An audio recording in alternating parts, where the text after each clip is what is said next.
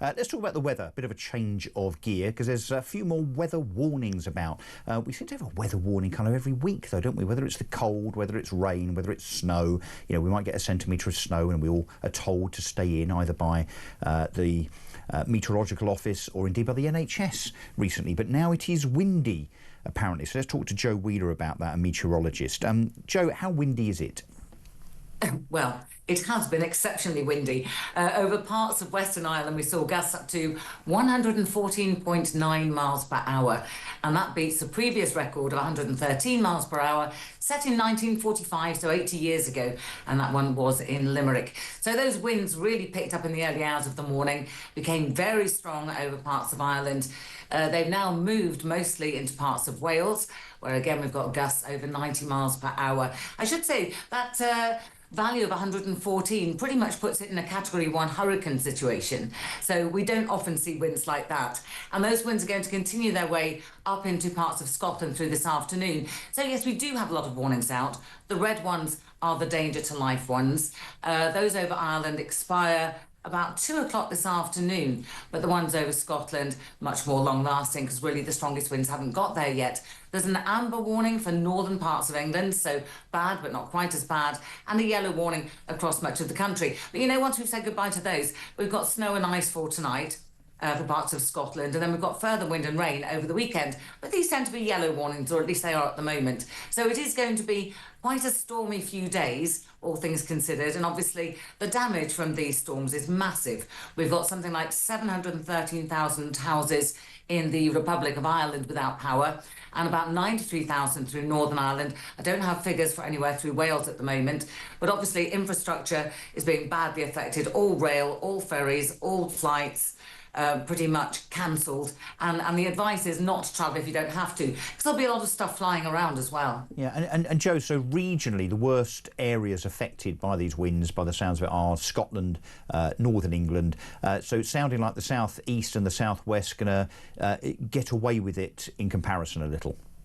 Well, yes, sort of. I did hear that one of your colleagues was blown over this morning on their way into work. And right outside the News UK building, there's an incredible wind tunnel where everything is kind of funneled through and it gets stronger and stronger. Yeah, I think that was Dave the tech here. He falls over all the time. I didn't ask about what he'd imbibed beforehand.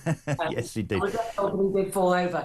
But, you know, colleagues of mine who've been travelling up from the far south into London today also reported a lot of aquaplaning when the water was still around, and also very blustery conditions. I'm out on the East Coast, so probably one of the areas least affected.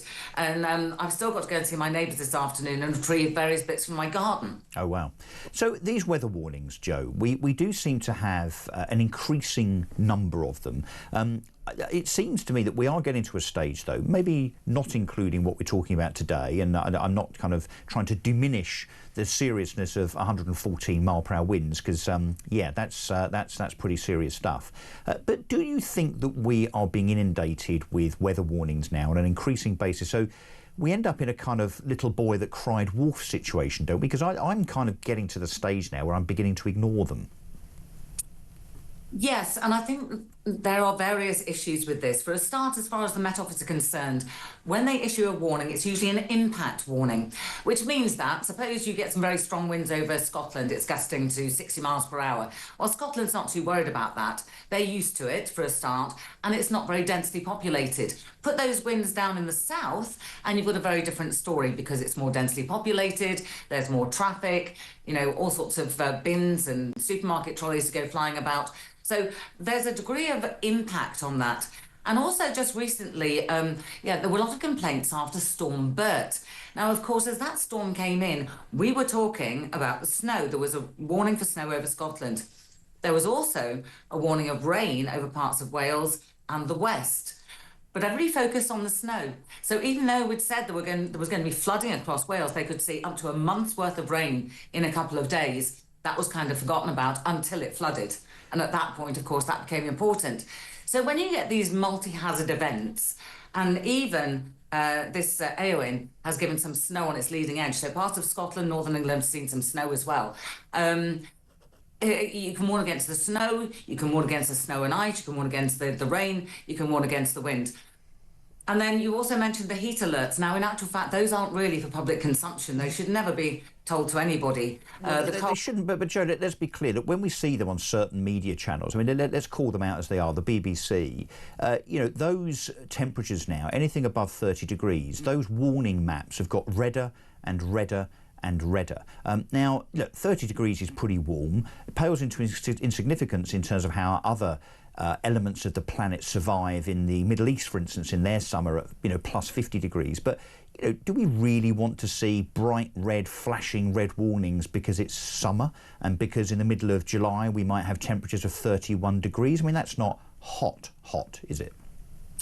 No, and in part I agree with you. On the other hand, if we hadn't made advancements in terms of our weather graphics, we'd still be sticking clouds on with a bit of Velcro. So obviously, is that what you used to do? Yeah, I know. Did you? I didn't do that. I didn't. You're far too young, Jo. Far too young. Yeah. Yeah, absolutely. No, but as far as the weather graphic's concerned, obviously our ability to forecast, our ability to pinpoint temperatures, pinpoint hazards, pinpoint weather itself has improved vastly over the last however many years. And so has our ability to portray it. So do you think it's being weaponised, Jo? I mean, are you about to say that weather is being sensationalised? It does feel a bit like that. A bit like all other types of entertainment. I mean, we could still be watching Play School in black and but white. when did weather become entertainment?